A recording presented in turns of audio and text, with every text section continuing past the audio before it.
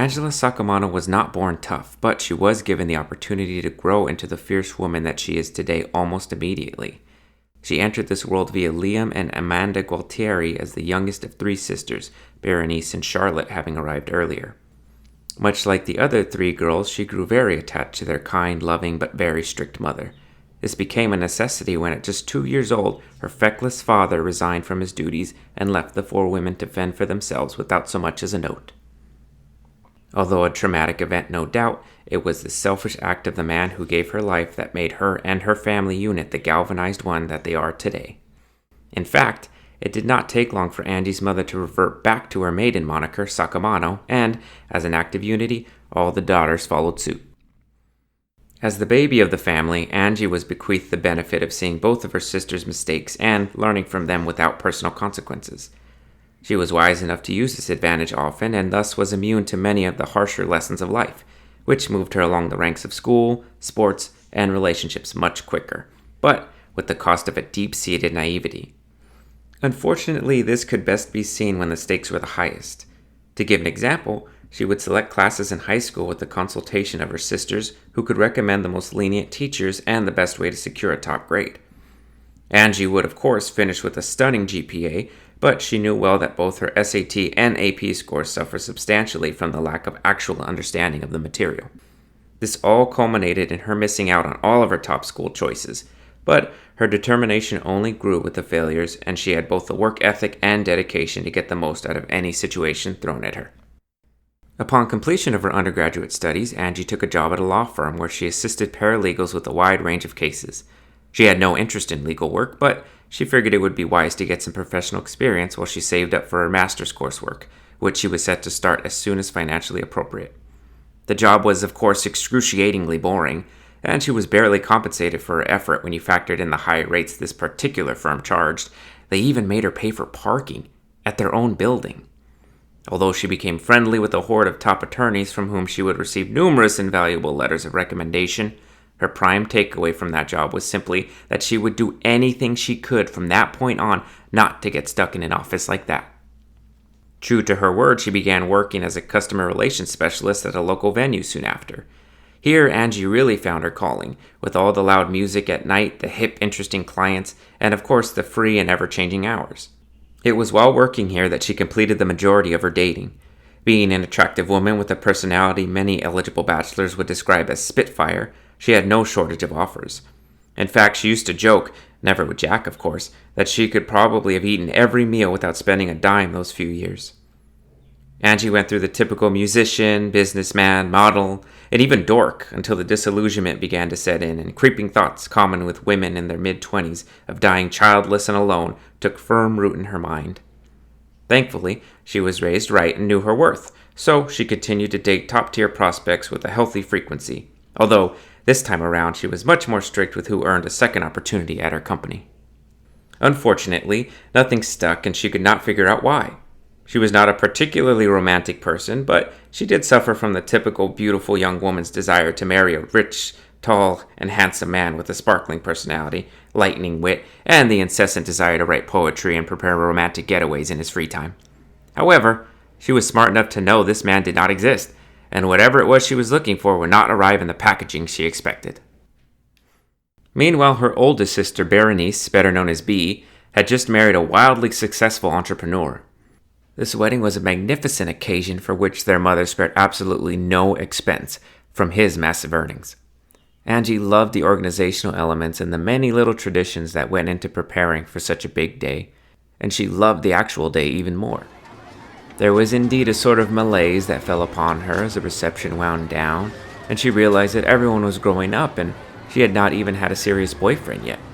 If she looked back now, she would find it ludicrous, but at that moment, she felt as if everyone was so far ahead of her, and her window to secure that perfect life, balanced with career, family, love, and happiness, was just starting to close on her. Angie ignored the noise and simply kept working harder at her job. Soon enough, she rose through the ranks to the booking department, where she began to increase her earnings exponentially while also garnering attention from top employers around the Los Angeles area in the process. She took lunches with executives and directors for much bigger companies, but was wise enough to wait for the perfect move to make her leap. This would come in about 3 months from that moment when Staples Center came calling. Not even 6 months into this new role, she received a phone call from her mother. Since it was on company time, she dismissed it, but 3 subsequent tries later, she finally answered. Battling tears, her mother informed her that she was going to be an aunt. Charlotte, the middle child, was welcoming the first grandchild for Mama Sacamano this coming spring. Angie herself almost screamed at the news, jumping up and down with excitement. After ending the call, she ran through the office telling her coworkers how she was set to be Auntie Angie.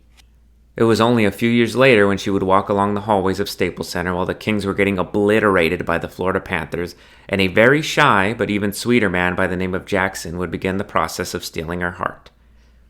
This would once more prove the value of patience and reward Angela for consistently adhering to her high standards. She refused to marry the flashy club promoters. She turned down the tempting entertainment jobs offered to her. She even passed on a chance to become a regional manager for Enterprise Rent-A-Car. Angie always knew what she wanted, and she had no fear in working or waiting for that perfect opportunity. But she always knew how to adjust her goals based on each particular situation. All of this maturity and focus led her to the unrivaled career position she currently held, and to the partnership with the one-in-a-million Jack Narosi. She could now fall asleep next to him in their beautiful San Gabriel Valley home and express her gratitude for all that life had given her and all that it still had to give.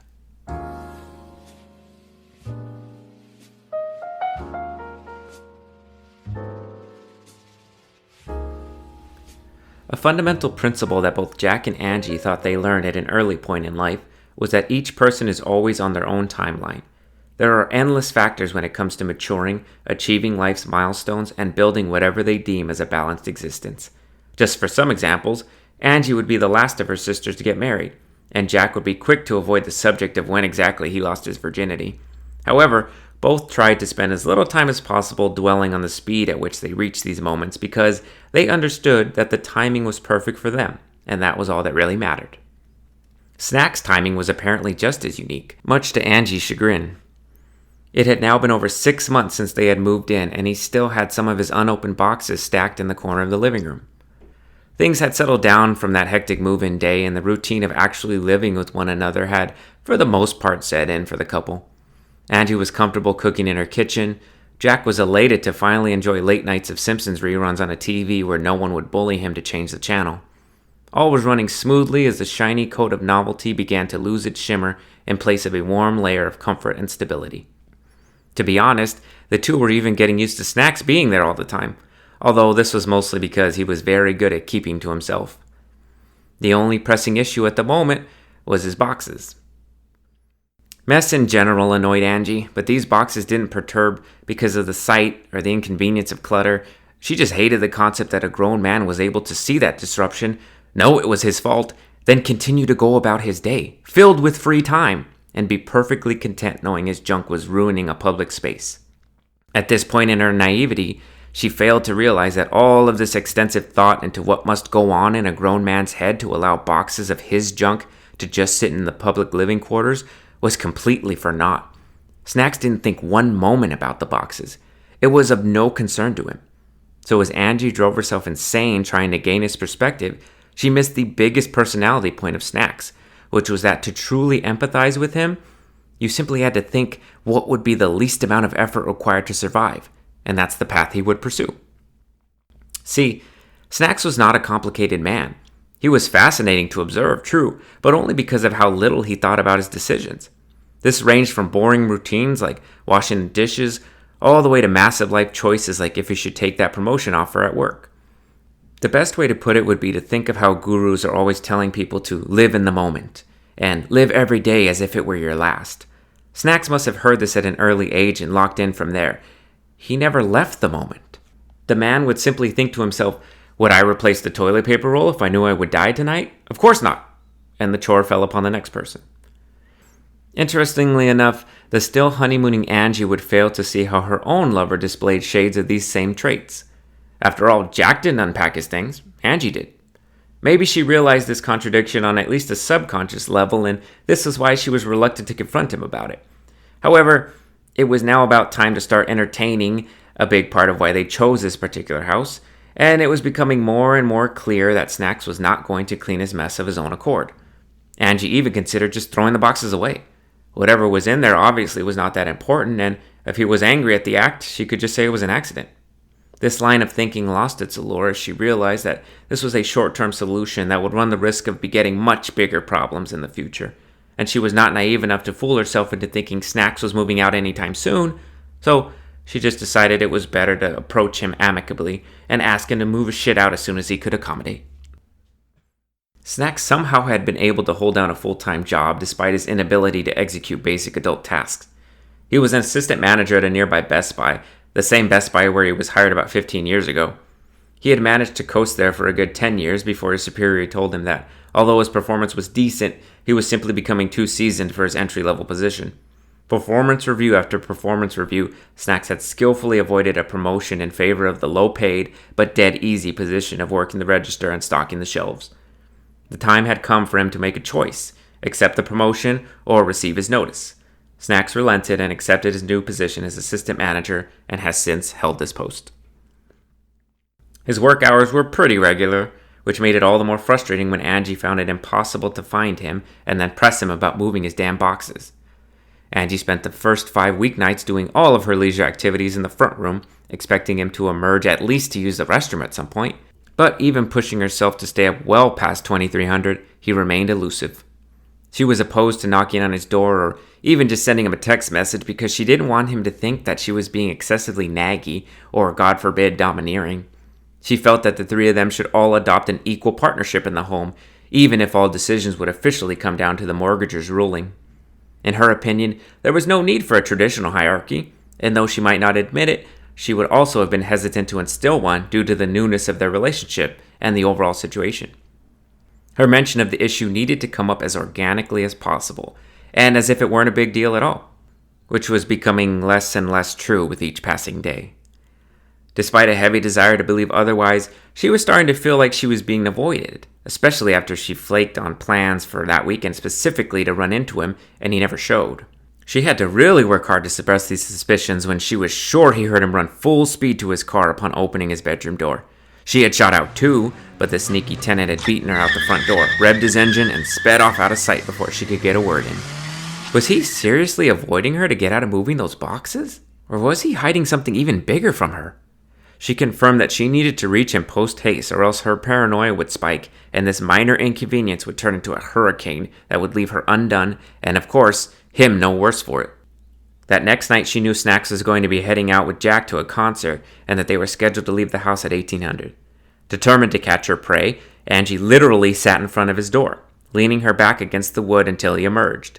She had her earphones in, her favorite LA Kings podcast playing, and she even had a broom right next to her too, so she could act like she just happened to be sweeping at the time. Of course, he opened it not even 45 seconds into her sojourn, and she had to get herself to her feet and laugh off the embarrassment of being caught lying in wait for him. "Hey, Snacks. You okay?" he asked as he gave her a mixed look of confusion and disgust that kindled her cheeks red with shameful heat. "Yeah, I was sweeping and thought I saw something on your door. Anyway, are you going to the concert?" "Uh-huh." "Cool.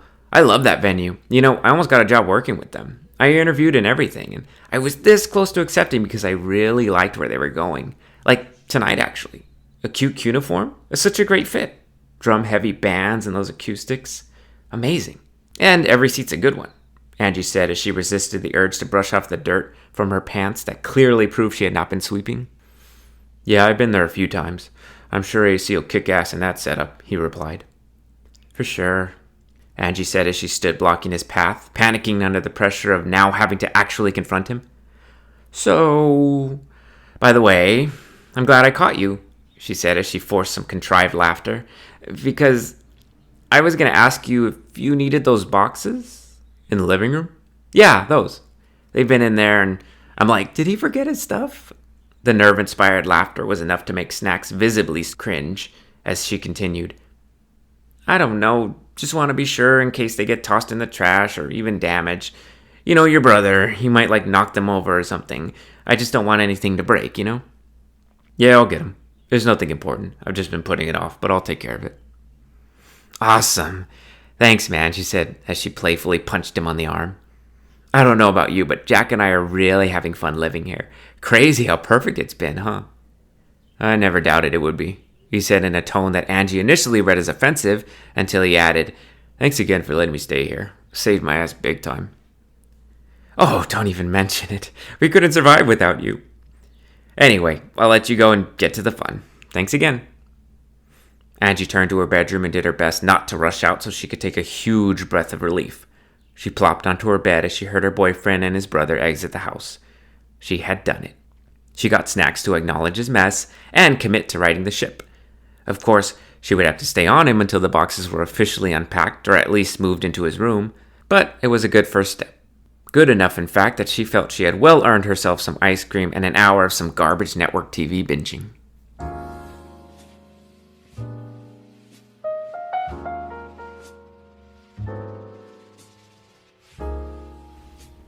One night after a particularly long week, Angela lied in bed with Jack as he flipped through the news channels, trying to find the one that shared his particular bias on a current event. She hated the news with a passion and instead dove into her copy of Ulysses, of which she made a habit of reading 2 pages every night. Finishing the last sentence of the page, she nodded to help convince herself that she had a handle on what was actually going on in that confusing orgy of literary grandeur. It was a warm night, so they left their bedroom door open, as well as the screen facing the backyard. This was important because it meant their conversation would echo down the hallway, and if Snacks was so inclined, he could eavesdrop as he pleased. Not that they would say anything negative behind his back, but still. Angie leaned over to Jack and dove right in. What was Snacks like as a kid? Jack replied without much vigor.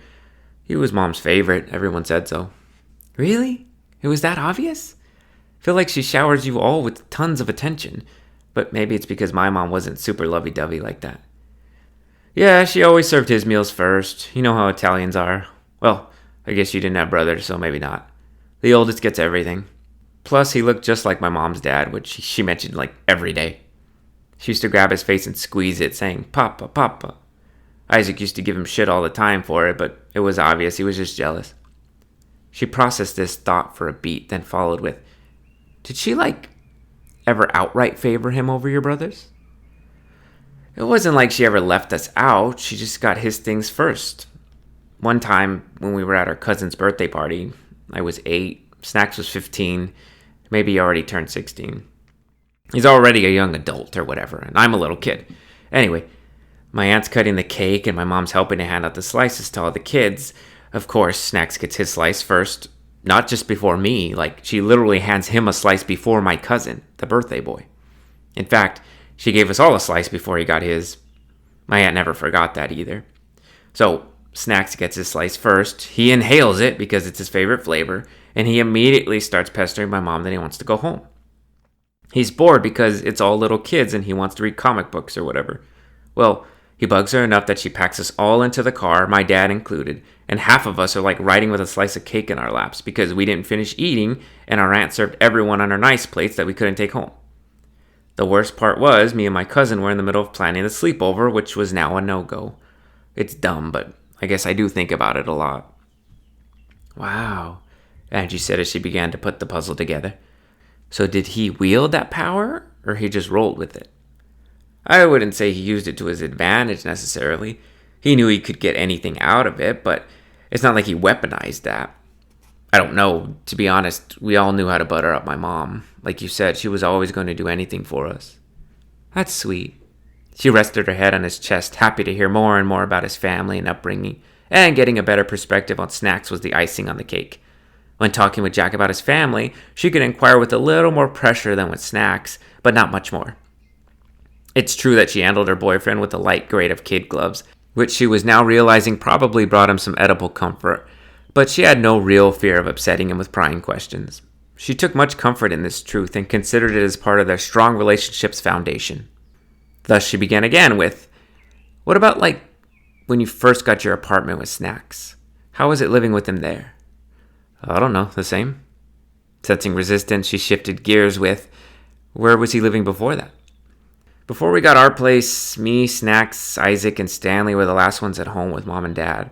My dad joked that Snacks got a fire under his ass when he realized Stanley was going to college. I was moving out, and he might be left there with just them two once Isaac moved on. You were going to live with Bart at that time? Yeah, and Snacks kept bugging me about letting him move in with us. I told him it was a 2-bedroom, and obviously the two were filled. It was super small, too, so when we got settled and he started staying over on the couch all the time, we barely had any space. I figured he would see for himself how there wasn't really room for him, but he just kept crashing there. So then you just let him move in? Pretty much. He was just always there, and I figured we could use that huge break on the rent, especially when Isaac started asking to move in. We were super broke at the time.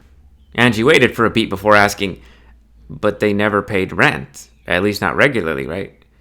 No, they were pretty bad about it, replied Jack, completely missing the point. Eesh, she added to land the conversation. This was still pleasant news to her because she knew Snacks lacked ambition, but he did seem susceptible to some form of influence in the form of the stigma of being stuck as the only son still living with his parents. It seemed that shame was the route to take. But how do you shame someone who's forced his way into living in his younger brother's new home and was performing his role of tenant in an increasingly obstinate way? Wasn't that shameful enough? She hadn't even got to this part, but Snacks also hadn't even paid any rent yet. They agreed upon a fair $500 a month to cover basic utilities and such, and Snacks looked her right in the eye when he accepted. Angie made the mistake of blaming herself for not asking him and keeping him honest, and every month her self-blame only grew, making it more and more difficult to collect. Now they were over half a year into this arrangement to the point where it was extremely awkward because she didn't know if she should be asking for back pay or just start fresh. Why are you so interested in Snack's childhood? Jack laughed as he turned off the TV. I don't know. I never hear about him in your stories, him or Stanley. Jack quickly informed. Yeah, Snacks and Stanley always kept to themselves. I was probably the only one Stanley really talked to be honest. Why you? I think because I was the closest in age. He was the baby, and I had just been the baby, so I was like a mentor, I guess. Angie did not need to clarify with Jack because she already knew very well that it was more than that. Jack and Stanley got along because they were both kind, selfless men.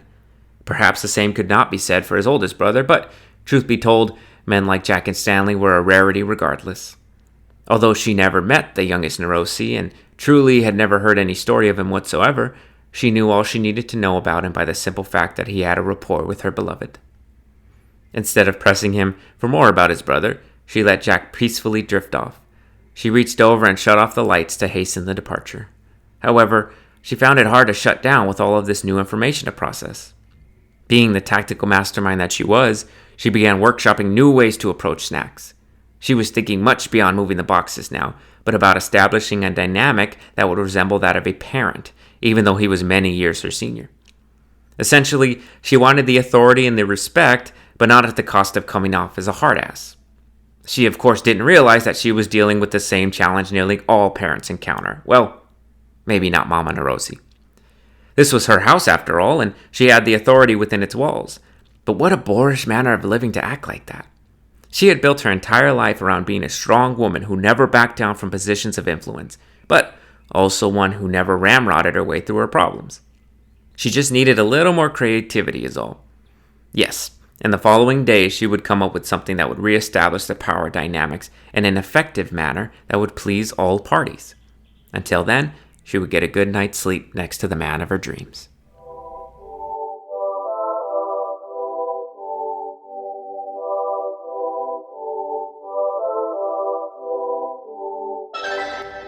That was an excerpt from my debut novel, Angie's Move, which is available on Amazon right now, ebook and in print, so make sure you check that out. And Matsudenza Season 2 coming July 5th. That's 5 new stories, including the introduction of Detective Leandra Desarian, a multi-part story that's going to end the mid-season break. So anyway, make sure you are subscribed. We're on YouTube, we're on Spotify, Apple Music, everywhere you can find podcasts. And as always, thanks for listening.